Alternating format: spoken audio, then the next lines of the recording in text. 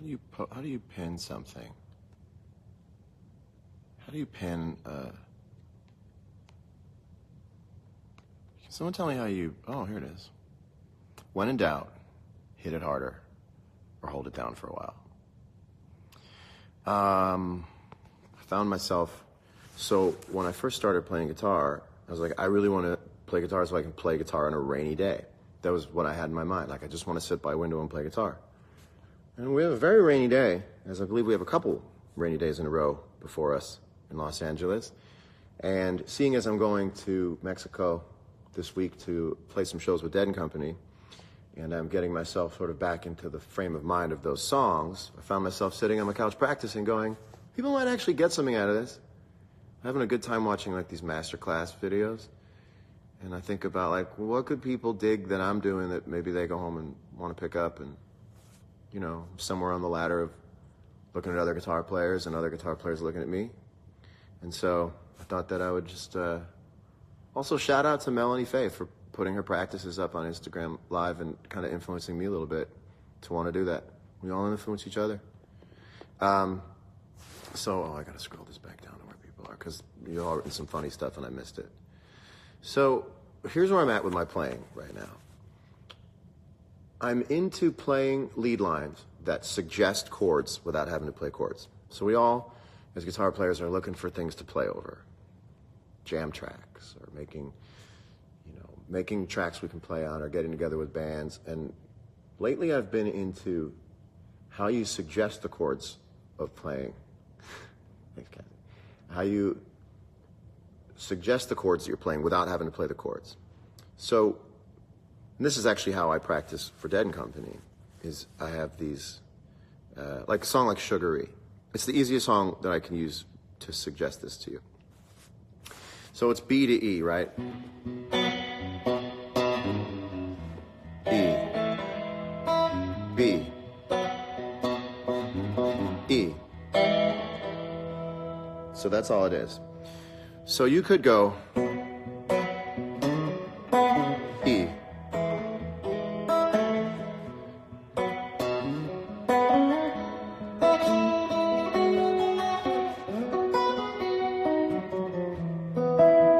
You can keep playing the chords underneath it, which is sort of the conventional way to look at it. But for me, what I practice is now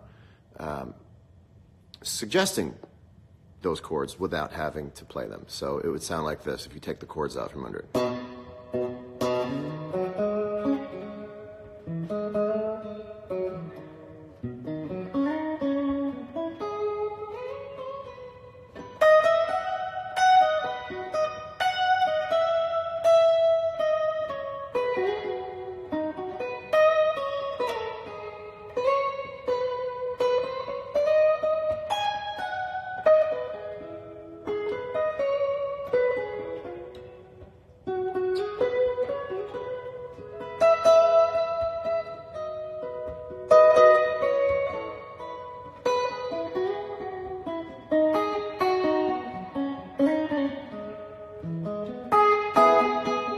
Then you can play some more chords.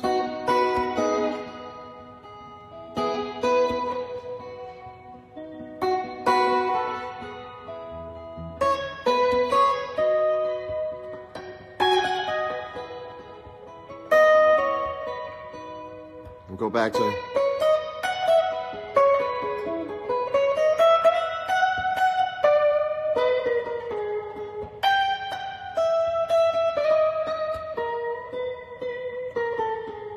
And I'm playing those pretty wrong, which is why it's practice. And also, you know, I'm not actually looking down at the guitar.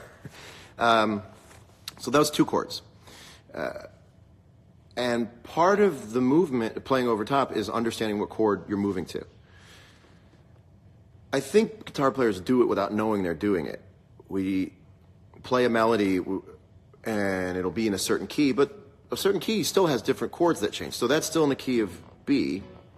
And if you wanted to, you could play B over it the whole time, right? And your ear would figure out a way to sort of navigate through it to make it sound like you just naturally would land on things that shared the B and the E scales.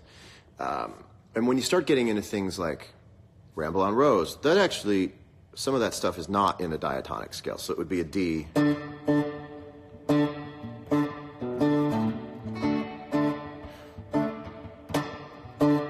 So that's a D, and it moves to E. So the whole context moves to E at that point. So you'd be playing D.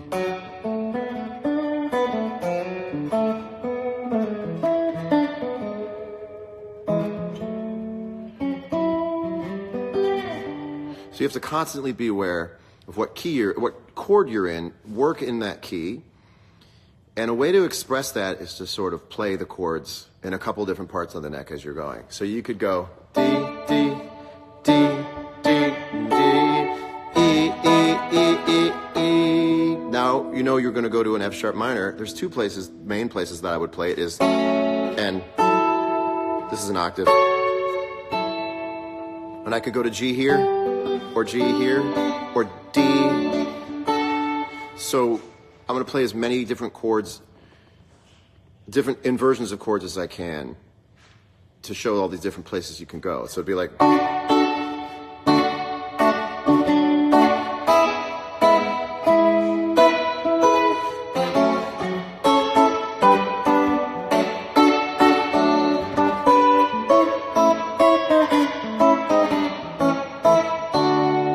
So that kind of knowledge of where each and everything is, you can start to fill in all of the gaps. You're right, and Eric Krasno can tell you it's one of the best songs to play over because your ear gets a fresh start on the key change. So you'll be playing in the...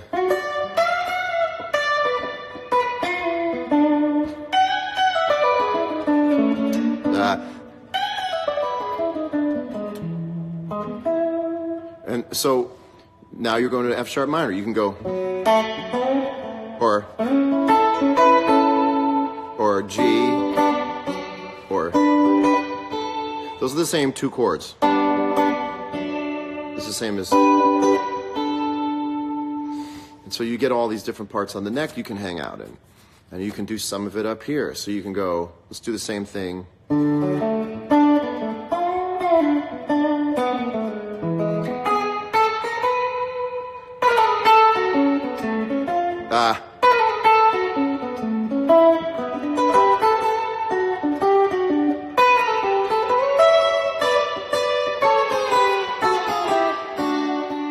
Or you could do the same thing.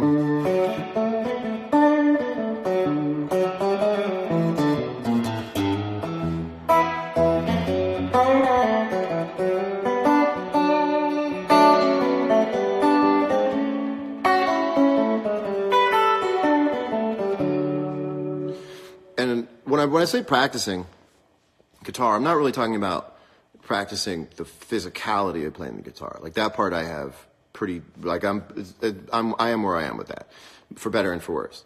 But I'm talking about plugging in all of these different little modules of things you do on a guitar and creating one integrative look at the guitar. And that's what playing Grateful Dead music has done for me, is taken all these little departments. You know, we all know how to go, but to start to build out from that and understand, well, that's just not this little place you drop into. You don't parachute down to play Voodoo Child and then drop out again and go somewhere else on the guitar. That's part of like, and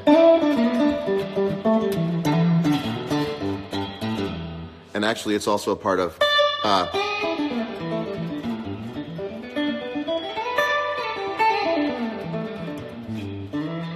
so we're really talking about like stitching all of these standalone things. And a song can teach you how to play a riff, but if you go backwards and figure out that the riff is part of a scale, and the scale is part of sort of inversion of a chord, and not really an inversion of a chord, but a different part of the neck, right? Scales just become a little different when you play them in different parts of the neck. They don't all look like this, although it's fun to go. And I always play the blues scale and call it the pentatonic scale. I can't help but play. I can't go. It just doesn't sound right to me. So, do you think I need a haircut? Well, I don't know. I mean, don't I get a lot of credit if I clap back? What if I say something incredibly witty and also put down? My hair probably does need a haircut. I shake your hand on that. Don't really feel like dying on this hill. So, also, I didn't do anything to my hair today. I'm just letting it go. Just want to do I want to let it do my thing. So that's the practice, is playing these lead lines on top that suggest where the chords are. So again, D, E, F sharp minor, G, D, D, G, A. And it's not as complicated once you learn how the song goes. So you can go D,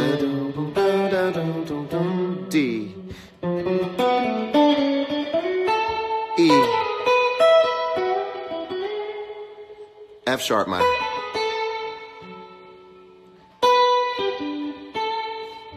D, that's D. Nah, if I messed it up. That's why it's a tough song. So.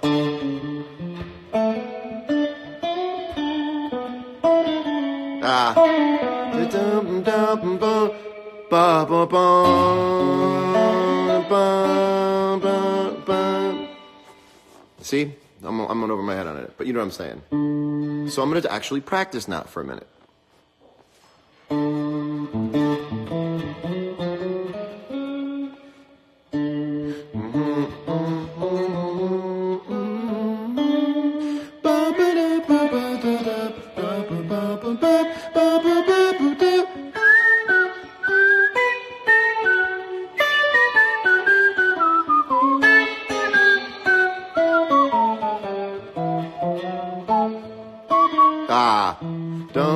And then if I mess up, I'll figure out why did I mess up. Where was I? D. And if you know you're in D, you just go.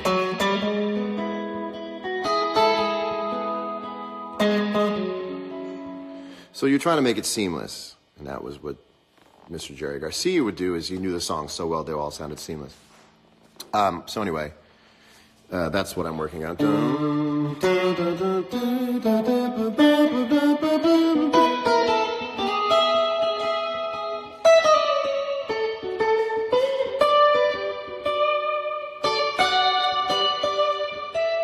Sometimes if you're too literal about the chords changing, I can hear it. And Eric can tell you also, like, if you're too literal about it, you're like, okay, you're just playing over the chords. So you also have to throw in some wonder and intrigue into the whole thing and just not know where you are, but kind of have it down, which is the best nights in the world, is taking what you know and throwing it away, except I have to increase what I know because it's been a minute since I have played these songs, and that's what I'm doing. So.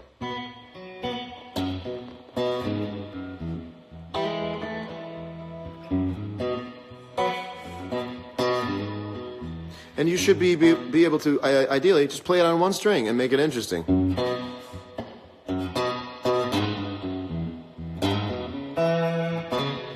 That's what I really try to do.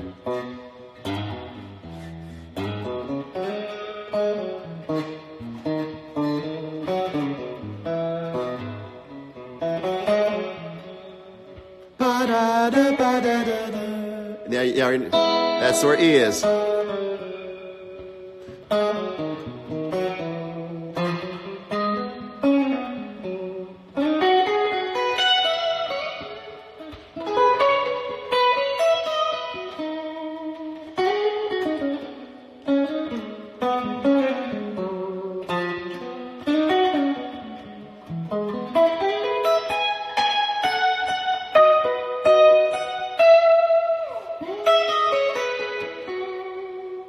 Now where I'm trying to get to is making these non-linear jumps. So imagine, and this is what Jerry Garcia did so well, this is the final frontier of playing this stuff, is making these, what you call it, string skipping, these really large intervallic scene changes. So most people would start working, and most of the time Mr. Garcia would work chromatically and everything would work sort of stepwise. But if you start thinking in a really kind of remixy way, you'll be in B.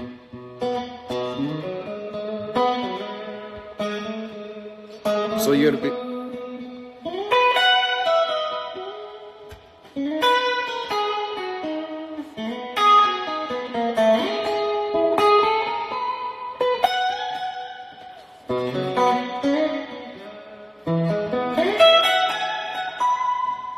Here where I'm making these large kind of jumps, that's where I like sort of getting to now. So with that, it's not all so linear.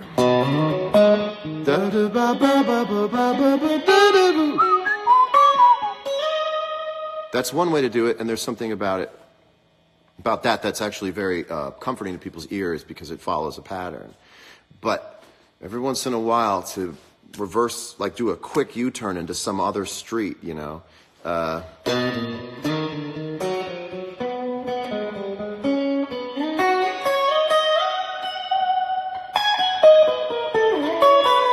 That was an example of a good one.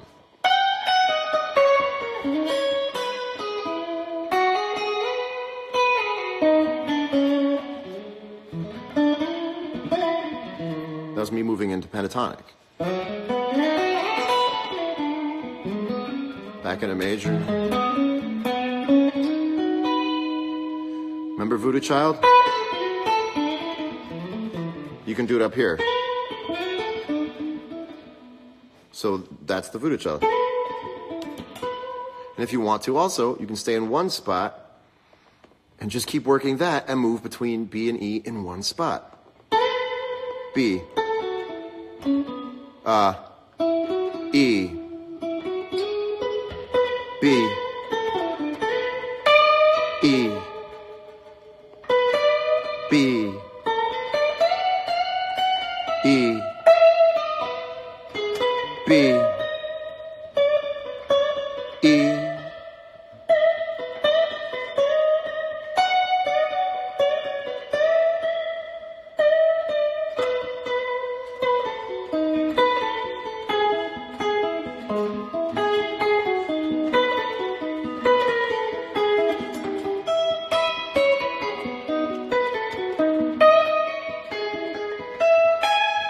E. So you're constantly weaving in and out of where the chords are, and if you just instinctively start building this idea of, oh, I'm already right, I'm back in it. So here's what it sounds like to a guitar player in their head. B, B, B, B, E. I'm playing an E. I'm playing an E. I'm playing some shit I don't know. Where am I? Where am I? Oh, that's the thing from B. I'm back in B.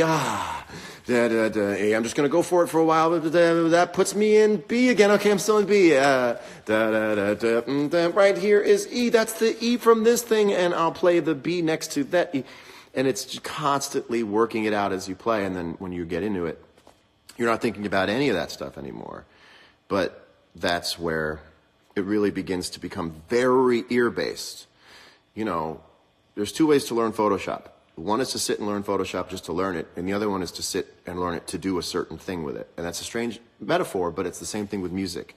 You can learn to play the guitar, or you can learn to play music on the guitar. And I think you should always be learning to play music on the guitar. So I'm constantly thinking about, well, what's the note I want to make? That's why the joy is that I sort of let my hands go in front of me, and then I catch up with my ears, and it's this dance between my hands and my ears. So it's a little Ouija board, and it's a little bit dictionary. And it's a friggin' joy. And of course, you're seeing this, me pick up the guitar for the first, I had this brought to my house. This is my guy. And just like, it's like getting on a surfboard.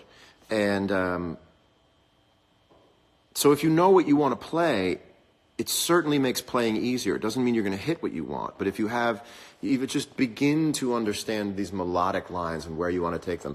Boom, ba-dum, ba-ba-boom, ba-dum, ba-da, ba-do-da-boom, da-dum-dum, da-dum-da-ba-ba, ba-dum, ba-dee-ba-ba-dum-da-bum.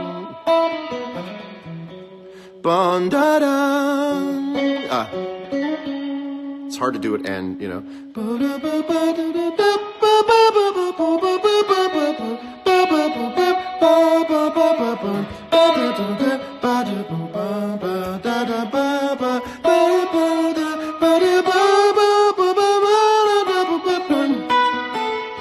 I just found myself, I'm B. Now, the easiest way to do it, so some people are going to say, well, make it a little easier. Here's where you start. Just start moving the pentatonic scale. So I'll play you the most basic version of it.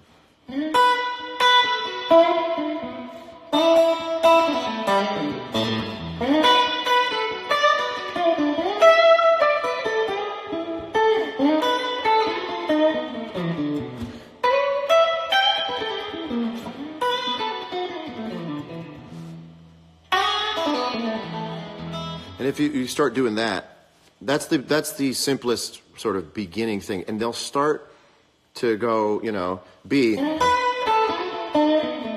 Well, guess what's right next to that? E. So watch this. B pentatonic to E pentatonic without moving.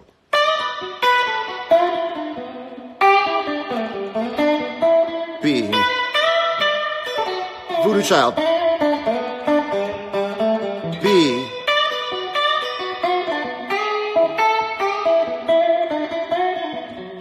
Now, why does B sound so good over both chords? Well, because most of the time your ear finds the notes that they both share.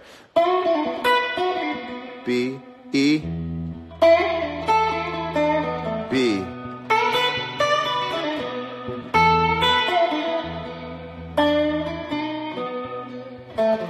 Kind of like a flow thing, so B is kind of like a buddy. Yes. Correct. Correct. So that's what I sit and do and watch the rain doing. So, you know, pick other songs, and then there's other things that I just have to remember, the little pieces, you know. But just getting the ethic down.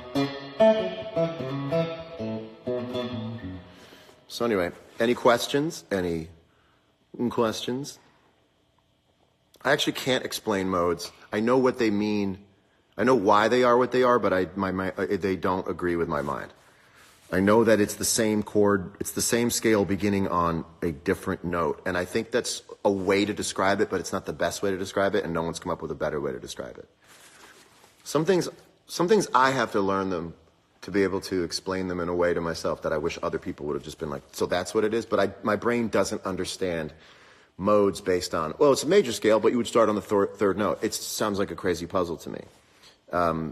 But what I do know is that certain modes sound like certain things. So if you say Lydian, I know that it will sound like this, you know, and so I can figure it out. And then some things like Dorian are like just major with an extra note in it, or mixed Lydian, I don't know.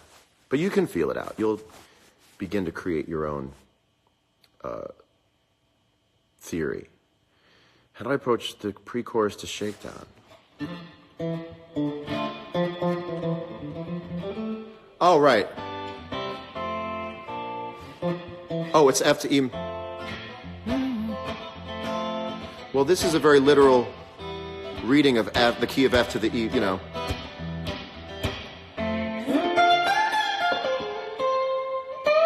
E. F, you know.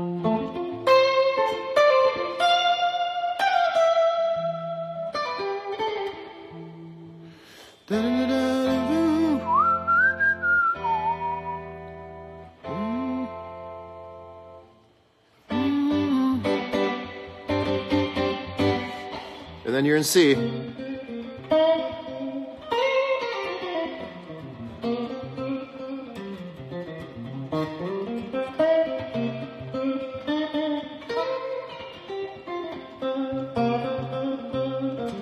But now you're moving it.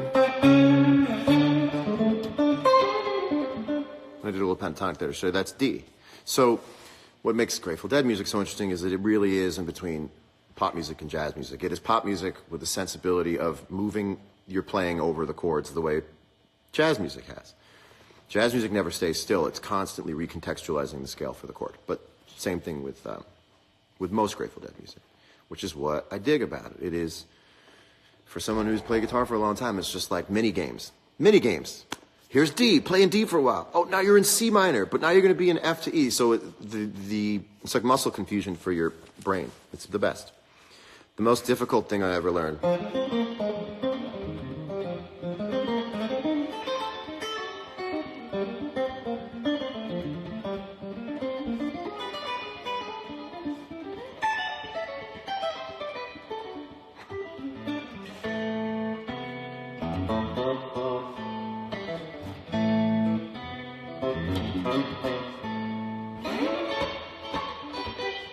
So all that stuff. So that was the hardest thing I ever learned because I never used this finger on my hand before. I never played ba ba ba ba da da. I never did that. And in fact, when I first started learning this stuff, this finger wouldn't go down. So let me inspire you, if I may, that you're never too old to learn a new trick, because my hand, I've been playing for, I don't know, what is it now? 20, almost 30 years. And when I first, 2015, started going through this music with a guitar in my hands, I couldn't, this wouldn't do that. This finger wouldn't do that. This wouldn't, I played like, but I didn't know. Muscle-wise, ergonomically couldn't do it, so I had to teach myself. I really walked around with like the Grip Master and doing all that stuff and trying to, you know.